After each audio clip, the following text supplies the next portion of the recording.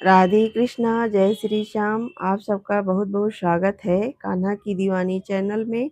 आज के वीडियो में एक ऐसी कहानी है जो एक मोची पर कान्हा जी रीझ गए। तो चलिए सुनाते हैं। भक्त रामदास जी गोदावरी के किनारे कनकावती नाम की एक नगरी में रहते थे। वह अत्यंत दैन्य और गरीब थे। उनके पास ठीक से पहनने के लिए वस्त्र भी नहीं थे। वह रोज का रोज कमाकर अपने परिवार का भरण पोषण करते थे और आए हुए अतिथि का सत्कार करते थे। उनको सत्संग से बड़ा प्यार था। वह केवल भगवत आश्रित थे। उनके पास और कोई संपत्ति नहीं थी। वह दूसरों के फटे पुराने जूते ठीक करने का काम करते थे। वो सत्संग में सबसे पीछे जाकर बैठते। जो बात समझ में आई तो आई, नहीं तो बस सुनते रहते। और जब भगवान के नाम का कीर्तन होता तो नाचने लगते। एकांत में वो कभी कभी हृदय से पुकारते, हे हरि मैं जैसो तैसो तेरो। इसके अलावा उन्हें और कुछ नहीं आता था। वो एकदम भोले भाले भक्त थे। यह पंक्ति हे हरि मैं जैसो तैसो तेरो उनको इतनी अच्छी लगी कि वो निरंतर इस पंक्ति को गुनगुनाते रहते। इससे उन्होंने प्रभु से संबंध बना लिया। उनका मन पवित्र हो गया। कभी कभी वो आंसू बहाते और इस पंक्ति को गुनगुनाते। एक दिन एक चोरों की मंडली किसी धनी के यहाँ चोरी करके आई। उन्हें वहाँ शालिग्राम भगवान एक स्वर्ण के सिंहासन पर विराजमान मिले।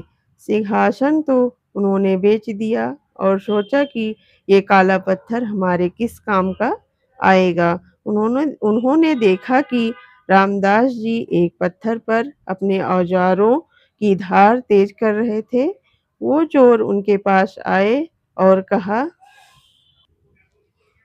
कि अगर तुम अपने नए जूते दे दो तो हम तुम्हें ये चिकना पत्थर दे देंगे। ये तुम्हारे औजार घिसने के काम आएगा। रामदास जी ने चोरों से शालिग्राम जी को ले लिया। उन्होंने जब चिकने पत्थर में अपने औजार घिसे तो उनकी बढ़िया तेज धार हो गई। उन्होंने सोचा कि चलो जूतों के बदले में अच्छा पत्थर मिल गया। अब वो उस पत्थर से औजार घिसते रहते और कभी-कभी आंसू बहाते और कहते, हे हरि मैं जैसो तैसो तेरो। उनके आंसू शालिग्राम पे गिरते। अब जब जोर से घिसना होता तो वो दोनों चरणों के बीच में शालिग्राम जी को फंसा लेते और घिसते। शालिग्राम जी को अपने पैरों के बीच में पकड़कर उनको बड़ा आनंद मिलता। भगवान बड़े लीला भगवान बड़े लीला बिहारी हैं। उन्हें इससे कोई फर्क नहीं पड़ता कि आप उनके साथ क्या कर रहे हैं। एक दिन कोई पंडित जी अपनी चरण पादुका ठीक कराने आए। जब उनकी दृष्टि रामदास जी के काले पत्थर पर गई तो उन्होंने देखा कि वह शुभ चिन्हों से युक्त था और उस पर चक्र का चिन्ह बना हुआ था। वह समझ गए कि यह तो साक्षात शालिग्राम जी हैं। ब्राह्मण ने कहा, तुम्हारी बुद्धि मारी गई है। यह तुम क्या कर रहे हो? रामदास जी ने कहा, पत्थर से अपने औजार की धार बढ़ा रहा हूँ। ब्राह्मण समझ गए कि ये मूढ़ आदमी है, इससे क्या ही बात करें। उन्होंने कहा, तुम्हें जितने रुपए चाहिए मैं तुम्हें दूंगा। यह पत्थर मुझे दे दो। उसने सोचा कि अब इसे क्या समझाएं कि ये स्वयं भगवान है। इसके क्या समझ में आएगा जब इसकी ऐसी हालत है कि ये शालिग्राम भगवान को अपने पैरों में रखता है। रामदास जी ने कहा कि ये मेरे पत्थर मेरे तो बहुत काम में आया है, लेकिन आपकी इच्छा है तो ले जाइए। मैंने इसके ना तो पैसे दिए थे, ना ही आपसे कोई पैसा लूँगा। आप ले जाइए।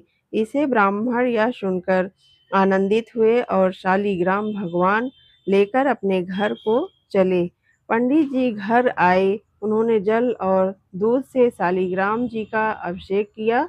उनको सुंदर सिंहासन पे विराजमान किया। मंत्रों से उनका पूजन किया उन्होंने सोचा कि भगवान मेरी इस चेष्टा से प्रसन्न होंगे, क्योंकि वहाँ वो पैरों में पड़े हुए थे और यहाँ मैं उनको सुख पहुँचा रहा हूँ। पंडित जी की इस प्रकार की सेवा और पूजा से ठाकुर जी असंतुष्ट हो गए। पंडित जी पूरी पूजा विधि जानते थे, लेकिन उनके हृदय में प्रभु के प्रति अपनापन नहीं था। रामदास जी को कोई ज्ञान नहीं था, पर उनके हृदय में था कि मैं प्रभु का हूँ, प्रभु मेरे हैं। वो कभी-कभी आंसू बहाते, तो वो आंसू जो शालिग्राम भगवान के ऊपर गिरते, उनसे बड़ा पंडित जी का पंचामृत नहीं था। और जब वो आह भर के पुकारते, हे हरि मैं जैसो तैसो तेरो, ठाकुर जी को उसके सामने वेद मंत्र अच्छे नहीं लगे। ठाकुर जी ने स्वप्न में एक साधु का रूप धारण किया और उन ब्राह्मण से कहा कि तुम मुझे रामदास जी के पास पहुंचा दो। यह तुम्हारा अभिषेक और सिंहासन में विराजमान करना मुझे बिल्कुल अच्छा नहीं लग रहा। मुझे उसकी सूखी रोटी और आ भरी पुकार ने खरीद लिया है। मुझे वहीं पहुंचाओ। अब जब स्वयं भगवान ने स्वप्न में ऐसा आदेश कर दिया तो उसके तो होश ही उड़ गए। ब्राह्मण ने सोचा कि मैं जिसे अनपढ़ और गंवार समझता था, प्रभु उसे इतना प्यार करते हैं। अब पंडित जी ने हाथ में सुंदर वस्त्र पर शालिग्राम भगवान को लिया और भगवान से कहा कि आपको पता है कि आपके ऊपर वह औजार घिसता है, चंदन तिलक लगाने की बात जाने दो, सिंहासन में विराजमान करने की बात जाने दो, आप पर पैर रख के औजार घिसता है और आपको वो पसंद है। प्रभु ने कहा, जब वो आंसू बहाते हुए मेरा नाम बोलता है ना, मुझे इतना सुख मिलता है जो तुम्हारे वेद मंत्रों से भी नहीं मिलता। और जब वो मेरे ऊपर पैर रखता है तो मुझे ऐसा लगता है कि वो आत्मसमर्पण कर रहा है। ब्राह्मण यह सुनकर बहुत दैन्य हुए कि यह मेरा दुर्भाग्य है कि आज आज तक मुझे वह प्राप्त नहीं हुआ जो रामदास जी को प्राप्त है, क्योंकि स्वयं ठाकुर जी वहां जाना चाहते हैं। यह विचार करके उन्होंने शालिग्राम जी को रामदास जी के घर लेकर जाने का निश्चय किया और वह मन में बहुत जल रहे थे कि मैं ब्राह्मण हूँ, लेकिन आडंबरी हूँ। मेरे अंदर वह बात नहीं है जो उस दैन्य भक्त रामदास के हृदय में है। वह यह सब सोचकर बार-बार शालिग्राम को हृदय से लगा के विकल होकर रोने लगते। यह है कि किसी भी तरह से एक भक्त का संग होने का असर। यह रामदास जी के दर्शन का प्रभाव था। अब वो दैन्य होकर जा रहे हैं कि क्या मेरे अंदर भी भक्ति आएगी? मेरी पूजा आपको पसंद नहीं तो प्रभु मुझे ऐसा भाव दे दो जिससे मैं रामदास जी जैसे भक्ति कर सकूं। भगवत प्रेमी महात्मा का संग होते ही जाति का अभिमान, कुल का अभिमान, विद्या का अभिमान सब नष्ट होने लगता है। ब्राह्मण जी शालिग्राम भगवान को एक कपड़े में रखकर रामदास जी के घर आए और देखा कि रामदास जी के आंखों से आंसू चल रहे थे। उनके तो होश उड़ गए। बार-बार मुख से निकाल रहा था, हे हरि मैं जैसो तैसो तेरो। उनके कपड़े फटे और पुराने हैं। शरीर बहुत दुबला पतला और कमजोर है, क्योंकि खान पान की उचित सामग्री उनके पास है नहीं। उनको बस एकांत में बैठकर बार-बार प्रभु को पुकारना अच्छा लगने लगा। उसको यह भी पता नहीं कि यही भक्ति है।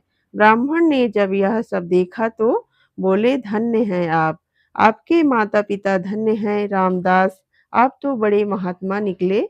मैं तो आपकी ऊंची स्थिति को समझ ही नहीं पाया। आपके अधीन स्वयं भगवान हैं। अब धीरे धीरे रामदास जी के नेत्र खुले, वो अपने भाव से बाहर निकले। पंडित जी ने उन्हें बताया कि यह जिन पर तुम पत्थर समझकर अपना औजार घिसते थे, यह साक्षात शालिग्राम भगवान हैं। ये सारे विश्व के स्वामी हैं। घट घट में विराजमान है। यह सबके आश्रय हैं। इनकी शरणागत में जाने से जीव बंधन मुक्त हो जाता है। यह तुम्हारी सरलता और प्रेम से रीझ गए हैं। जब मैं इनको ले गया, मैंने पंचामृत से इनका अभिषेक किया, वैदिक स्त्रोतों का द्वारा इनकी स्तुति की, इनकी सेवा की, इनको भोग लगाया। यह सब इनको पसंद नहीं आया। इनको तुम पसंद आए। मेरे स्वप्न में एक साधु रूप धारण करके ये आए और मुझे ऐसा आदेश किया कि मुझे रामदास जी के पास वापस भेज दो। यह सुनकर रामदास जी रो पड़े कि मैं तो महान पापी हूँ। मैं तो समझ ही नहीं पाया कि ये भगवान हैं और इनके साथ ऐसा व्यवहार करता रहा। मैं तो बहुत बड़ा अपराधी हूँ। मैं कितना कितना नीच हूँ। देखो मैंने क्या किया। वो रोने लगे। ब्राह्मण ने उन्हें बताया कि तुम्हारे अंदर जो भाव आया है ना, यह बहुत कृपा से आता है। ब्राह्मण के वचन सुनकर रामदास जी के हृदय में थोड़ी सी शीतलता आई। उन्होंने ब्राह्मण के चरणों को स्पर्श किया। तब ब्राह्मण वहीं से चले गए। जैसे ही ब्राह्मण वहां से चले गए, रामदास जी ने शालिग्राम की मूर्ति लेकर उसको हृदय से लगाया और खूब रोने लगे। वो कहने लगे कि प्रभु मैं जान नहीं पाया कि आप ही हो वह शालिग्राम। जी को घर ले गए। फटा पुराना जो कपड़ा मिला उसे बिछाया और आसन पर शालिग्राम रखे और जो रूखा सूखा उनके घर में होता ठाकुर जी को भोग लगाते और गदगद कंठ से प्रभु को पुकारते। कई दिन ऐसी सेवा के बाद उनके हृदय में यह बात आई कि मैं तो जानता नहीं कि आप शालिग्राम भगवान हो। पंडित जी ऐसा बोलकर गए हैं। यदि आप भगवान हैं तो मुझे दर्शन दीजिए। आप अगर मुझे प्यार करते हैं तो अब छुपा छुपी का खेल बंद करें और मुझे दिखाइए कि कैसे होते हैं भगवान। मुझे तो पता नहीं, अगर मुझे आपके दर्शन नहीं मिलेंगे तो मैं प्राण त्याग दूंगा। मैं अब आपके बिना जी नहीं सकता। रामदास जी को प्रेम भरी पुकार सुनकर सर्वेश्वर प्रभु स्थिर न रह सके।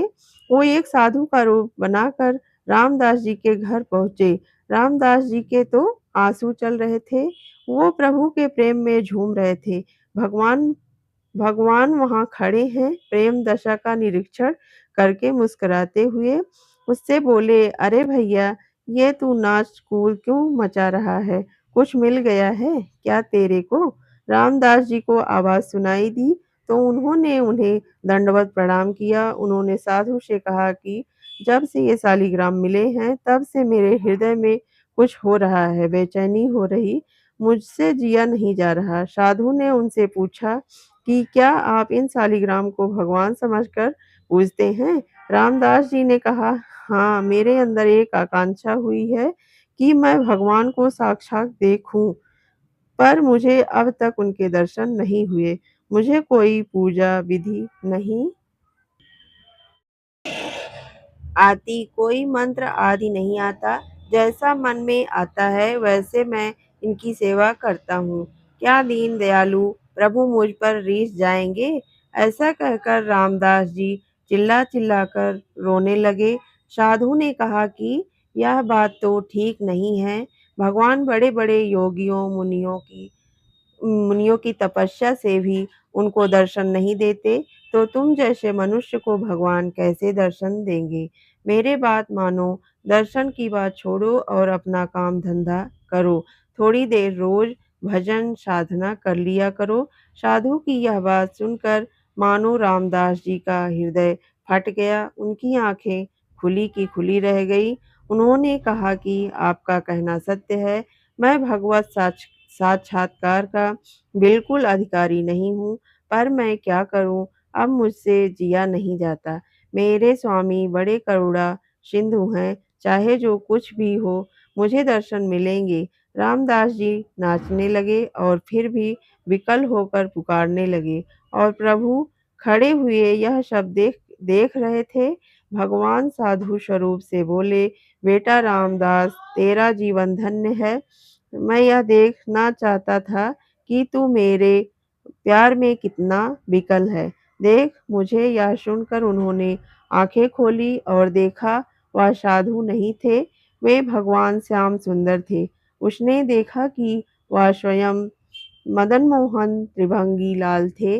उन्होंने